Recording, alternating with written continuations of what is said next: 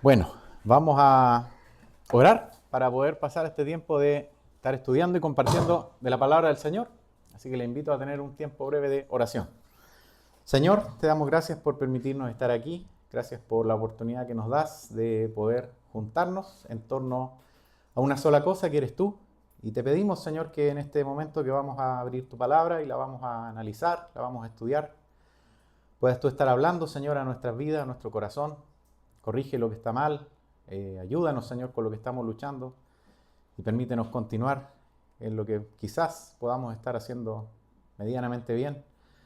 Todo para tu gloria, todo para tu honra, para que tu nombre sea glorificado y podamos ser útiles en tus manos, Señor, para lo que tú estimes conveniente. Así que te pido para que puedas hablar a nuestras vidas y también para que podamos dejar de lado cualquier distracción, Señor, y podamos concentrarnos en lo que tú tengas para cada uno en el día de hoy, Señor. Te pido por tu dirección en el nombre de Jesús. Amén.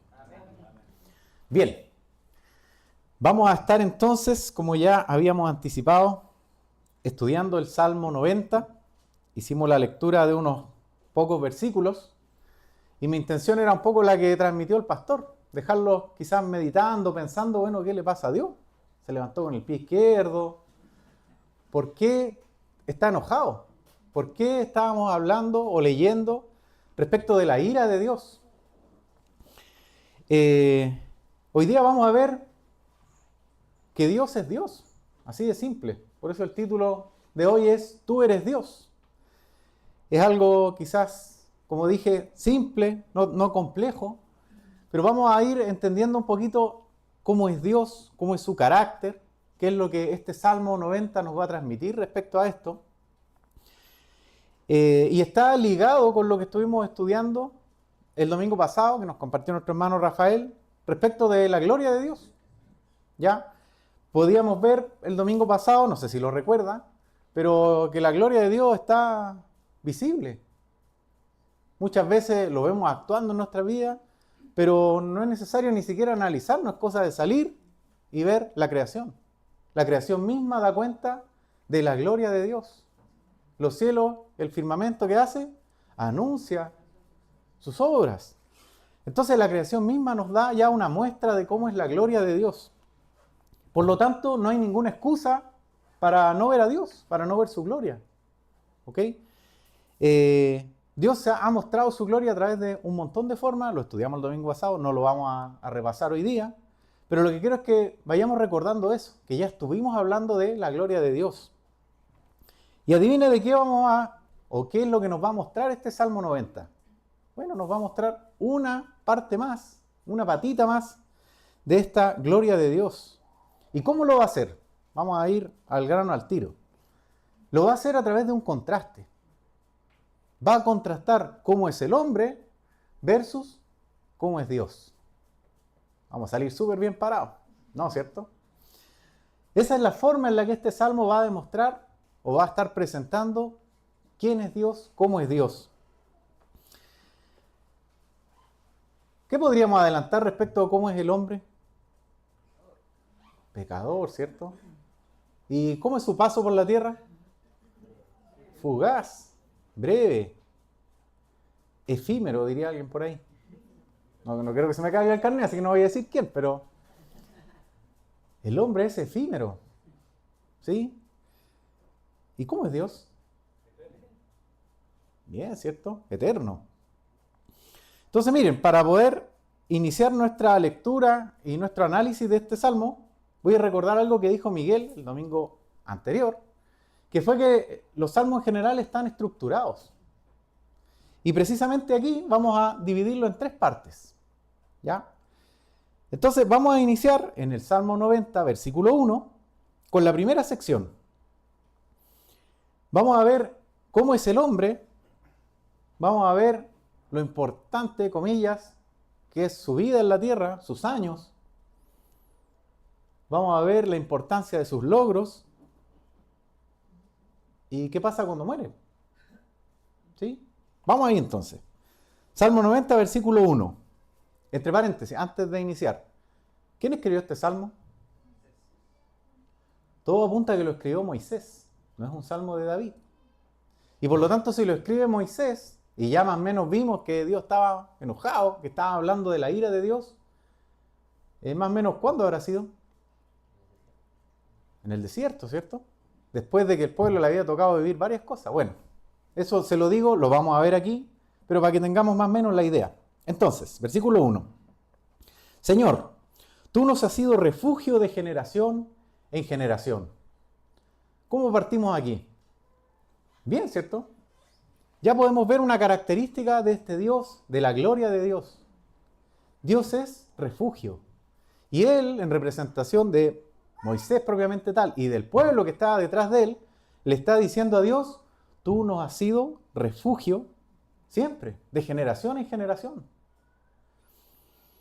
¿Qué podemos ver en el 2? Antes que naciesen los montes y formases la tierra y el mundo, desde el siglo y hasta el siglo, tú eres Dios. O sea, de acuerdo a este versículo, ¿cuándo nace Dios? No tiene principio. ¿Y cuándo termina? Tampoco. Es eterno. ¿Quién hizo la tierra? Aquí lo estamos leyendo. Lo hizo Dios antes de que formase la tierra y el mundo. Y por eso decimos desde el siglo y hasta el siglo. De principio a fin, sin haber un inicio y un fin, Dios está ahí. Entonces estamos viendo que Dios ha sido refugio. Estamos viendo que Dios es un ser eterno. ¿Cómo es su poder si creó los cielos, la tierra, el mundo? Inimaginable, ¿cierto? A ese Dios se está refiriendo Moisés. ¿Qué dice el versículo 3? Vuelves al hombre hasta ser quebrantado y dices, convertíos, hijos de los hombres. O sea, la naturaleza de Dios y la naturaleza del hombre son completamente diferentes. Dios, un ser santo, poderoso, eterno, y el hombre quebrantado de parte de Dios. ¿Sí? Y les dice, convertíos, salgan de ese camino. Versículo 4, porque 1000 años delante de tus ojos son como el día de ayer que pasó y como una de las vigilias de la noche. O sea, dentro de esta eternidad de Dios, pensemos por un momento, ¿cuánto es para nosotros 1000 años? Harto, ¿cierto? ¿El hombre promedio cuánto vive? 70, 80 promedio. O sea, estamos hablando de 12, 13 generaciones. 1000 años. ¿Y para Dios qué son? Como el día de ayer. Piense lo que fue el día de ayer. Se nos fue así. Hicimos un par de cosas y se acabó el día. Y aquí dice, bueno, 1000 años para ti son como eso. La nada misma. Y como una de las vigilias de la noche. Lo que aquí está tratando de decir Moisés no es que si lo llevamos a un orden de magnitud, 1000 años son como un día, entonces 365 días míos es 1000 por 300. No se refiere a eso. Se refiere a que sin importar cuánto tiempo estemos considerando mucho, para Dios sigue siendo nada. Eso es lo que Él está tratando de transmitir. No la matemática que está detrás de estos días. Sino, fíjense cómo es la naturaleza de Dios. Para lo que para nosotros puede ser mucho tiempo, para Dios es la nada misma. Versículo 5. Los arrebatas como con torrente de aguas. Son como sueño, como la hierba que crece en la mañana. O sea, de nuevo, la nada misma. Algo temporal. Y el versículo 6 que dice, en la mañana florece y crece, y a la tarde es cortada y se seca esta hierba. Entonces, esta primera sección, a partir de estos 6 primeros versículos, ¿qué podemos ver? Como ya dijimos, ¿cómo es el contraste entre Dios y el hombre? El hombre fugaz, sin importar si vive 70 años, 75 o 120, delante de Dios no es nada. ¿Sí? ¿Y qué pasa con sus logros, con lo que consiguió en esta vida, con todo lo que se esforzó? Algunos quizás se van a morir, no van a dejar nada, otros dejan miles de millones de herencia hasta los bisnietos, los tataranietos, tienen la vida asegurada. ¿Y qué es eso delante de Dios? Nada. Eso es lo que Moisés está presentando en esta primera sección de este Salmo 90. ¿Qué es el hombre delante de Dios? Nada. Y la pregunta es, bueno, ¿y por qué pasa esto? Ya lo dijeron en el principio cuando les hice una pregunta. ¿Por qué el hombre es tan efímero? Por el pecado. El pecado que hay en el hombre los vuelve así. Nada delante de Dios y hace que sus días hayan sido acortados. Recuerda que cuando fue puesto Adán en el Edén, no tenía una fecha de caducidad. No venía con la fecha de vencimiento. Había sido creado para estar ahí por la eternidad. Pero a causa del pecado, no solo él murió. Todos nosotros quedamos con esa condenación. Entonces, como ya dije, ¿qué es lo que nos dicta esta primera sección? ¿Cómo es el hombre versus cómo es Dios? Nada de qué entusiasmarse. No somos nada. ¿Qué vamos a ver ahora? Siguiente sección. Bueno, vamos a ir viendo cómo es Dios y ya lo vimos en la lectura de recién. Debido a la causa que acabamos de mencionar, que es el pecado, y Dios es santo, esto va a tener una consecuencia. Y es la que ya leímos. ¿Qué dice el versículo 7? Porque con tu furor somos consumidos y con tu ira somos turbados. O sea, ahora empezamos a entender, si es que le había quedado dando vuelta en la lectura inicial, por qué Dios estaba airado. ¿Y cuál es la causa? El pecado. No es porque el hombre sea insignificante delante de Dios solamente, que lo es, sino que es el pecado que hay en el hombre. Y como somos pecadores, podemos entonces empezar a entender esto que está presentando Moisés. La ira de Dios que consume y que turba a las multitudes. Pusiste nuestras maldades delante de ti, nuestros yerros a la luz de tu rostro. Vamos entendiendo entonces por qué la ira de Dios está presente, por qué Él está enojado. ¿Qué había de parte del hombre para llevar delante de Dios? Nada bueno. Solo pecados, solo yerros con Y, no con H. ¿Sí? Errores, equivocaciones. Porque todos nuestros días declinan a causa de tu ira. Y aquí está lo que estábamos diciendo recién. La ira de Dios hace que el hombre ya no sea un ser eterno. Acabamos nuestros años como un pensamiento. ¿Sí? Seguimos reforzando cómo es el hombre delante de Dios, por qué está latente la ira de Dios. Los días de nuestra edad son 70 años. Y si en los más robustos son 80 años, con todo, su fortaleza es molestia y trabajo, porque pronto pasan y volamos. De nuevo reforzamos lo mismo que dijimos antes. No importa si estamos hablando de 70 años, de 80 años, de 1000 años. ¿Qué es lo que nos está diciendo este versículo? Que da lo mismo, porque pronto pasan y volamos. ¿Qué es el hombre delante de Dios? Nada. ¿Por qué? Por el pecado, que ha puesto delante de él esta ira de Dios. ¿Cómo termina el versículo 11? Dice, ¿quién conoce el poder de tu ira y tu indignación según que debe ser tenido? O sea, yo creo que aquí Moisés está diciendo, ¿sabes? Que ni siquiera logramos entender dónde estamos parados delante de ti a causa de nuestro pecado. Entonces, como Dios no tolera el pecado, eso hace que despierte la ira de Dios sobre el pecado, sobre el hombre, porque el hombre es pecador. Entonces hemos visto quién es el hombre delante de Dios, hemos visto por qué está latente la ira de Dios. Y aquí yo le hago una pregunta, ¿alguno de nosotros aquí llegó hoy día sin pecado? Todos hemos pecado. ¿Y dónde está la ira de Dios? Lo estuvimos cantando recién. ¿Quién pagó el precio? Cristo. ¿Sí? Él pagó el precio que nosotros debíamos haber pagado a causa de la ira de Dios.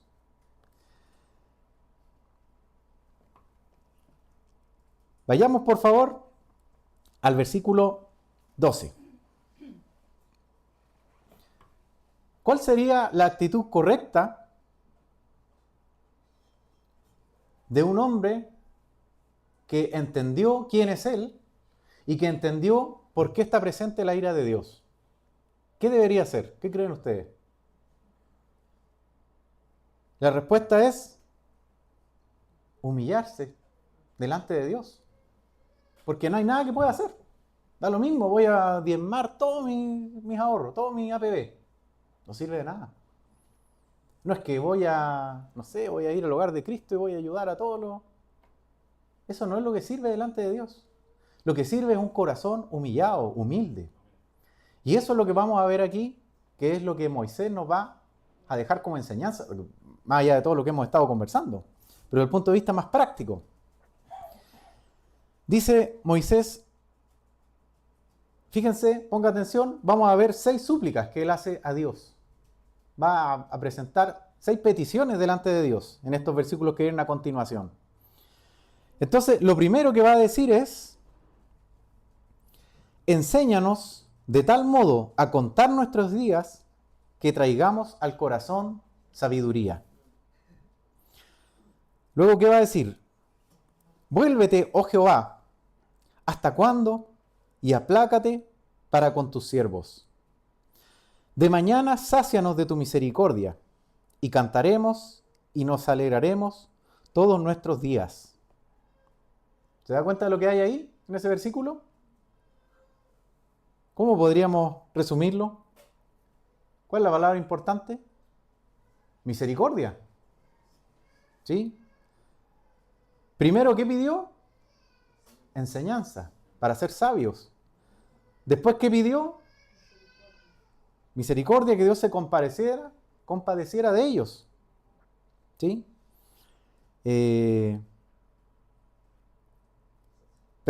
Versículo 14, sácianos con tu misericordia, está abrogando la misericordia de Dios. ¿Qué dice el 15?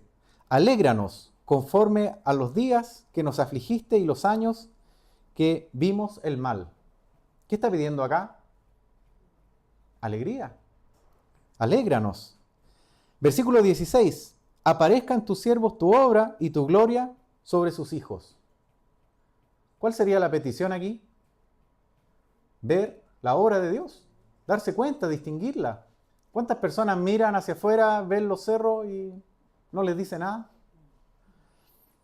Danos ese entendimiento de poder verte hasta en lo que parece obvio. Y en el versículo 17, ¿qué dice? Sea la luz de Jehová nuestro Dios sobre nosotros, y la obra de nuestras manos confirma sobre nosotros. Sí, la obra de nuestras manos confirma. O sea, aquí que pide que Dios bendiga su obrar, sus actos. Perdone que pase rápido, pero es que lo vamos a detallar a continuación. Pero antes de ir a ese detalle, quiero que veamos algo, por favor. Acompáñeme en el Antiguo Testamento al libro de Daniel.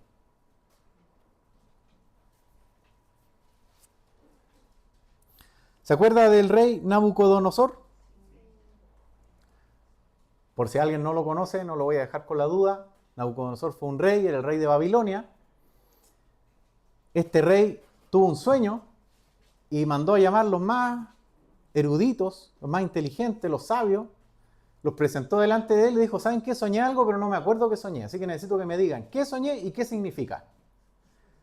Y los sabios, como eran sabios, eran vivitos, ¿qué le dijeron? Ya, pues cuéntanos el sueño y te vamos a decir qué significa. No, le dijo él. Lo que le estoy diciendo es que no me acuerdo qué soñé, por lo tanto ustedes me tienen que decir el sueño y su interpretación.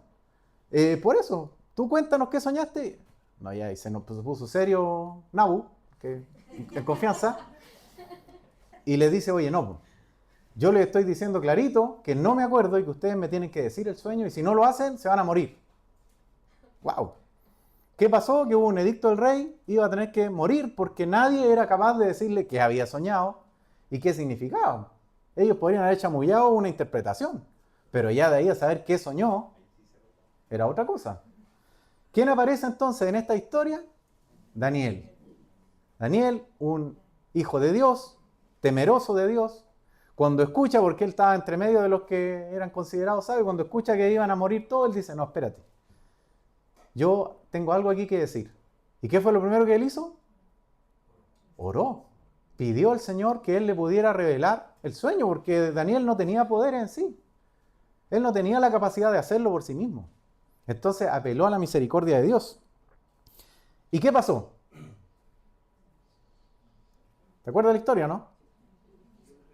Dios le reveló el sueño a Daniel. Y Daniel se presentó delante de Nabu.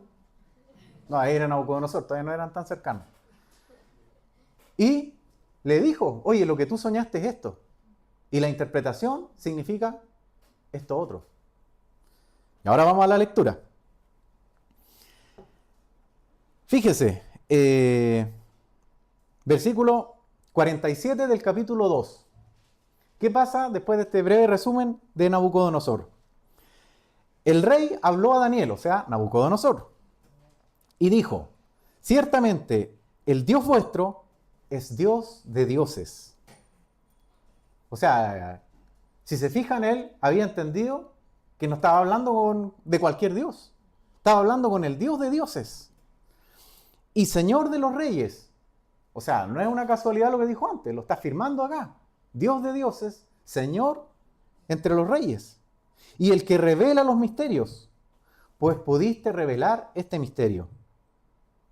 ¿Sí? Entonces, ¿qué pasó? Entonces el rey engrandeció a Daniel, ahí ya pasó a ser Nabu, se entraron en confianza, le dio muchos honores y grandes dones, y le hizo gobernador de toda la provincia de Babilonia y jefe supremo de todos los sabios de Babilonia. O sea, ascendió a jefe de los sabios, el más sabio de los sabios. Y Daniel solicitó al rey y obtuvo que pusiera sobre los negocios de la provincia de Babilonia a Sadrac, Mesac y Abednego, y Daniel estaba en la corte del rey. O sea, ¿cuál es la foto que podemos sacar aquí de Nabucodonosor? Alguien incrédulo, que tenía sus dioses, ¿cierto? En Babilonia, tenía sus creencias.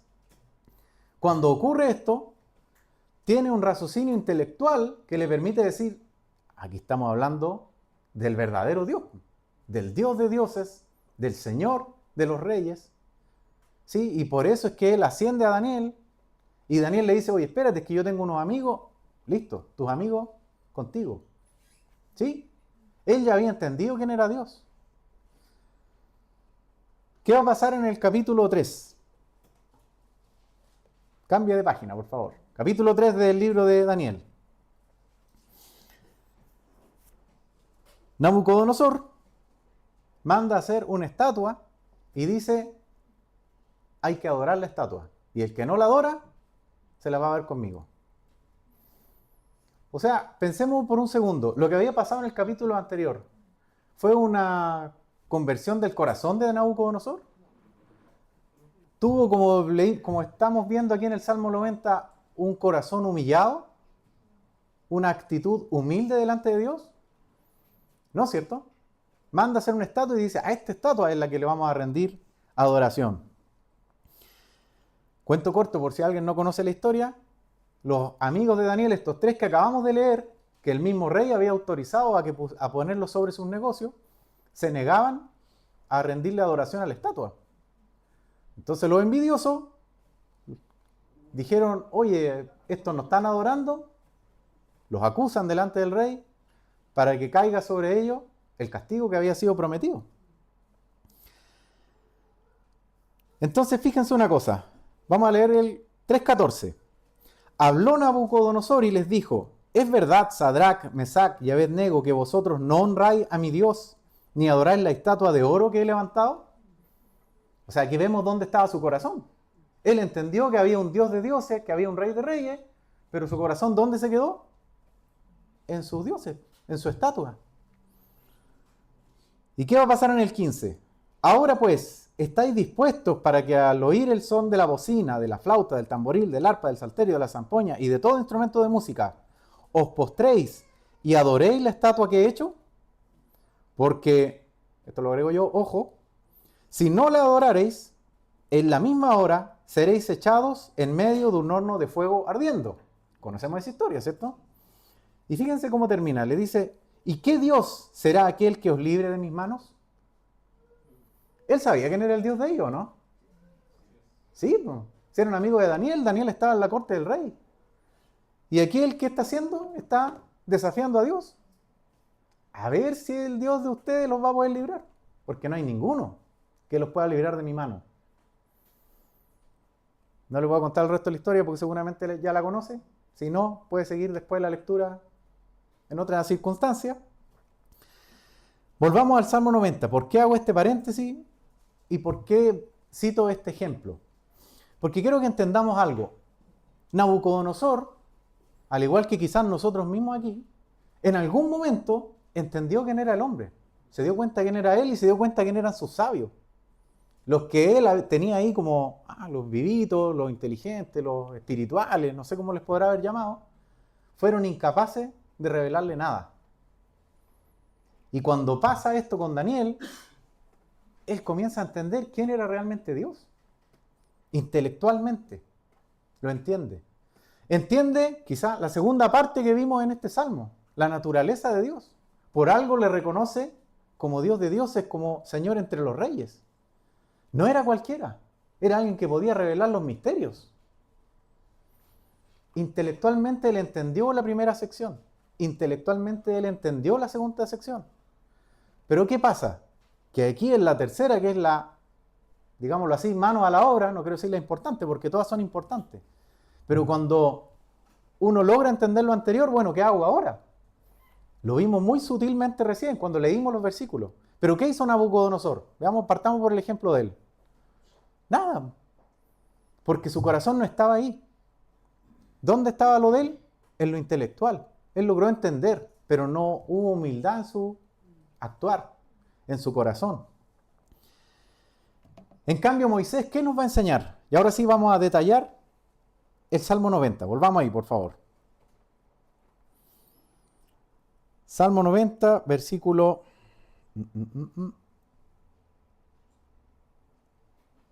12. Enséñanos de tal modo a contar nuestros días que traigamos al corazón sabiduría. ¿Qué es lo primero que pide aquí Moisés? Porque no es casualidad este orden. Cuando él se da cuenta de quién es él delante de Dios, dice, yo necesito ser enseñado, entender cómo eres tú, quién eres tú. Porque me estoy dando cuenta que tu dimensión versus la mía, no tengo cómo. Entonces lo primero que él busca es ser enseñado de parte de Dios. ¿Y qué más dice? Que traigamos al corazón sabiduría. La importancia, ¿sabes qué? No me sirve de nada entender todo esto si no lo voy a aplicar, si no va a ser parte de mi vida. Y un poco eso es lo que él está queriendo decir con esta sabiduría. Entender para poder aplicar, para ponerlo a tu servicio. Después, ¿qué fue lo que dijo? Vuélvete, oh Jehová, ¿hasta cuándo? Y aplácate para con tus siervos. O sea, ¿sabes qué? Quizás no lo notamos recién, pero lo que él le está diciendo es, vuelve a ser nuestro Dios. A eso se refiere con este vuélvete, porque no es que Dios se haya pasado de largo. ¿Y qué más está diciendo? Compadécete de nosotros, somos tu pueblo. Pero ¿dónde está la importancia? Vuelve a ser nuestro Dios. Él se está dando cuenta, Moisés, de que las actitudes del pueblo, el pecado, los separan de Dios, y esa relación que debería estar perfectamente unida, está realmente disgregada, separada. Lejos el corazón del hombre respecto de Dios. Entonces él le está diciendo, restablece nuestra comunión contigo. Enséñanos y permítenos relacionarnos contigo íntegramente. De vuelta a tener esa relación con Dios. Después, ¿qué fue lo que leímos? De mañana sácianos de tu misericordia. O sea, ¿sabes qué? Aquí está un poco lo que decía el pastor en el comienzo. El hombre no puede llegar a Dios. Sus obras, ya lo hemos repetido 20 veces, no le sirven. Y por lo tanto, ¿qué es lo que nos queda? Buscar la misericordia de Dios. ¿Tenemos alguna prueba de la misericordia de Dios? Una irrefutable, ¿no? La cruz. Cristo. La prueba de la misericordia de Dios. ¿Y qué está haciendo Moisés? Cada día quiero de esa misericordia. Porque soy pecador. Porque no merezco estar delante de ti. No merezco esta relación. No merezco que tú me enseñes. clamando la misericordia de Dios. ¿Y qué va a traer eso como consecuencia? El gozo. De mañana sácianos de tu misericordia y cantaremos y nos alegraremos todos nuestros días. ¿Por qué? Porque vemos la misericordia de Dios, porque la entendemos a través de esta enseñanza. Podemos ver nuestra relación con Dios, etc. Alégranos conforme a los días que nos afligiste y los años en que vimos el mal. ¿Sabes qué? Moisés probablemente, no sé si él lo entendía o no lo entendía, pero aquí nos está diciendo algo que Pablo y que otras personas enseñaron posteriormente, y es que necesitamos de las aflicciones. Y eso va a traer gozo en nuestra vida, porque es la forma en la que Dios nos va a moldear, en la que Dios va a trabajar con nosotros. Por lo tanto, en el momento de la aflicción, es difícil mantenerse gozoso, en el momento. Ojalá pudiéramos estarlo, pero si nos cuesta, bueno, al menos hagámoslo después. Cuando ya logramos superarlo, cuando ya lo entendimos, ¿qué deberíamos decir en nuestro corazón? Gracias, Señor, porque a través de esto pude aprender esto otro, o porque tú me usaste, o porque tú me corregiste en esto. Perdón que siempre cita el mismo ejemplo, desde ya me anticipo, perdón. Pero se acuerda en Nehemías, lo he citado todas estas veces, en el capítulo 1, la ciudad estaba, dicho en buen chileno, hecha pebre, estaban las maderas negras porque habían sido todas quemadas, estaban los muros derribados. Daniel ora. ¿Y de qué se trata esa oración? ¿De lo fea que estaba la ciudad? ¿De que él ya no quería ser copero del rey porque era peligroso, porque le podían envenenar la copa? ¿De qué se trataba su oración? De decir, Señor, todo esto que mis ojos ven, toda esta destrucción, es fruto de nuestro pecado, de nuestra rebelión contigo. Eso es lo que a él le dolió. No le dolió la ciudad, no le dolió la madera quemada. No, es que era de pino oregón. No era eso lo que a él le dolía. Lo que le dolía era ver las consecuencias de un pueblo que se había separado completamente de Dios. ¿Por qué lo digo? Por lo que estoy diciendo ahora. A lo mejor en el momento no vamos a verlo, pero tendría que haber un momento, así como dijo Moisés, donde, bueno, alégranos a los días que ya nos afligiste, ya pasó. Ahora queremos gozarnos en eso, entender cuál fue tu propósito. Y en el 16, ¿qué dijo? Aparezca en tus siervos tu obra y tu gloria sobre sus hijos. Lo que decíamos antes, la capacidad de ver la gloria de Dios que aparezca aquí. Todo lo que estás haciendo. ¿Y cómo termina? Sea la luz de Jehová, nuestro Dios, sobre nosotros, y la obra de nuestras manos confirma sobre nosotros. ¿Cuál es el último punto que él presenta? Básicamente, como diríamos hoy día, bendice nuestro andar, bendice nuestras obras. Acompáñanos, no sé usted, pero nosotros cuando oramos en la noche, ¿qué es lo que generalmente pedimos? Por el día de mañana, Señor, acompáñanos, para que estés con nosotros. Algo más o menos así es lo que está diciendo aquí Moisés. La pregunta, y ya con esto quiero terminar, que les tengo es la siguiente. Si este es el orden que Moisés entendió, que lo iba a llevar a poder tener una relación correcta con Dios, entendiendo su naturaleza en su contraste con Dios, ¿cuál es el orden que le damos nosotros? Pensemos por un momento. Lo último que Moisés pidió fue que Dios bendiciera su caminar, su día a día. ¿Qué orden tendría en la mía? Quizás es lo primero que yo busco. No lo sé. ¿Qué importancia le damos a restablecer nuestra comunión con Dios a partir de nuestro pecado? ¿Oramos por eso? Moisés lo puso en segundo lugar. Pero yo lo digo por mí. Muchas veces yo siendo pecador y haciendo las cosas mal, pueden pasar semanas y yo ni siquiera me preocupo de cómo está mi relación con Dios. ¿Tenemos preocupación por la enseñanza de parte de Dios hacia nosotros? Tenemos campañas de estar estudiando, pero ¿cuántas veces, y de nuevo me pongo yo de ejemplo, llegamos el domingo haciendo prácticamente la primera lectura? Se fija que el orden que da Moisés no es tan aleatorio. Es importante. Pero para nosotros quizás está, se lo digo para que se autoexamine, no para que pase aquí adelante a confesarse. ¿Cuál es el que nosotros tenemos? ¿Cuánto nos preocupa la alegría, el gozo? Moisés no lo tenía en sus primeros lugares, aparecieron sobre el final. Pero quizás nosotros oramos y decimos, no, es que estoy afligido, Señor, sácame de esta situación, quiero ver tu gozo, quiero que bendigas mi caminar. Y a lo mejor este orden lo tenemos al revés. Se lo digo para que lo piense, para que lo medite delante del Señor. Eso es con lo que yo me quedo de este Salmo 90, que finalmente ya vimos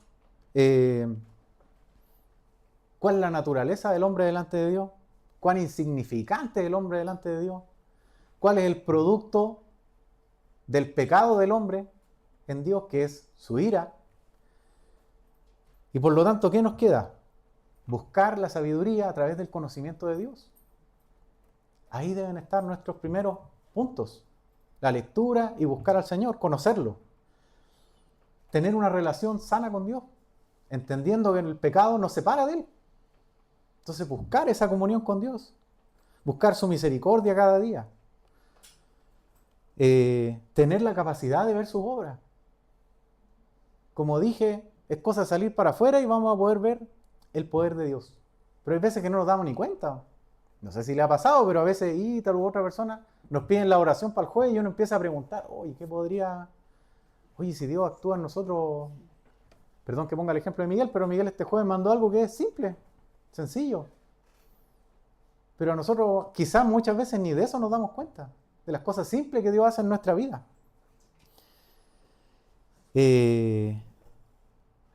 Y como ya vimos, muchas veces para nosotros es, voy a hacer todo esto y voy a orar para que el Señor bendiga mis planes. Eso es lo último que tenía Moisés, y ni siquiera lo decía de ese punto de vista, sino que lo que él le estaba diciendo era que tu bendición esté en lo que nosotros vamos a hacer porque queremos hacer tu voluntad. Que hagamos tu voluntad porque eso va a traer bendición. Es la consecuencia de estar obedeciendo al Señor. Y no al revés, que yo voy a tomar mi propio camino y ojalá el Señor vaya conmigo y si no, bueno, ahí veré qué pasa. ¿Sí? Eso es lo que él buscaba a través de esta enseñanza. Entonces, en resumen, ¿hay alguien aquí que no tenga pecado? ¿Que no sea pecador? ¿Hay alguien sobre la cual la ira de Dios no debería estar? Ahí apelamos entonces a la misericordia de Dios. Cristo, que pagó el precio. Y por lo tanto, ¿qué nos queda ahora? Recordemos a Nabucodonosor. Alguien con un intelecto suficiente para entender quién era Dios, pero con un corazón lo suficientemente duro para no tomar ningún cambio. ¿Y nos parecemos a él o no? Yo creo que sí. Yo me parezco un montón. Entonces, ¿a qué nos llama Moisés? A humillarnos delante de Dios. Muy bien, muchas gracias. Un corazón humillado delante de Dios, que busca su enseñanza, que busca su misericordia, que busca esa relación con Dios. Y eso va a traer como consecuencia alegría y que nuestro camino sea bendecido. ¿Merecíamos esto? No lo merecíamos. ¿Quién es el hombre delante de Dios? Nada. Pero ahí vemos la muestra de la misericordia y del amor de Dios. Entonces te animo, hermano, si estás desanimado, si estás, no sé, pasando por alguna aflicción, medita en estos puntos. ¿Qué importancia le estoy dando yo a este orden que le dio Moisés? Quizás ahí está la respuesta que necesitamos para poder caminar junto con el Señor. Le invito a orar. Señor, te damos gracias por tu palabra, por cómo nos enseña a través de ella, por tus siervos, Señor, que hace tantos años atrás escribieron, dieron testimonio y hoy día nos sirven a nosotros para poder examinarnos a la luz de tu palabra y pedir, Señor, para que estos análisis que hacemos, estas meditaciones, realmente puedan traer frutos, Señor. Te pido para que tu palabra hable a nuestras vidas, rompa esa dureza que pueda haber en nosotros, esos corazones muchas veces no humildes, no humillados, que presentamos delante de ti y podamos realmente entender como lo entendió Moisés, Señor, que la única forma en la que podamos tener una relación contigo sana es a través de un corazón humillado y de poder buscarte, Señor, como primera cosa, poder conocerte, poder ver tus obras, poder examinarte a través de tu palabra, para que eso pueda traer fruto en nuestra vida, Señor. Te pido para que nos animes, para que nos guíes y puedas estar obrando en nuestra vida, Señor. Te pedimos esto en el nombre de Jesús, nuestro Señor. Amén.